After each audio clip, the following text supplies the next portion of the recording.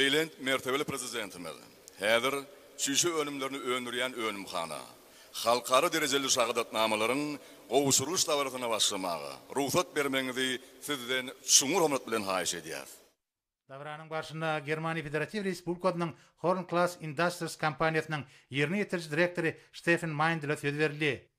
Mehman hemmeleri bugünkü davraly wakam nazibeti gutlap, bu Duravat zawodyň öňdebarjy enjamlaryň üpçün edilenini bellädi. Işegur aýna gaplaryň peýdaly artykmaçlyklary barada aýdyp, Täze kerhananyň bir gije günniň dowamyna 100 tonna ekologiýa taýdan aratsa gaplyk çüşe önümlerini öndürmäge ukuyplydygyny aýtdy.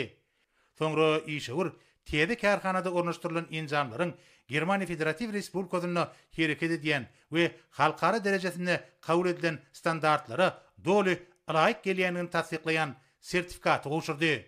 Soňra davranyň başynda Italiýa Respublikasynyň Vetromekanika kompaniýasynyň wekili Alessandro Nigra söz berdi. Kompaniýanyň wekili Täze Duravat kerhananyň işe girilmegi münasibetli hemmeleri gutlap, taslamany durumşa geçirmäge döredip beren şertleri üçin hormatly prezidentimize tüý sürekden hoşalyk bildirdi.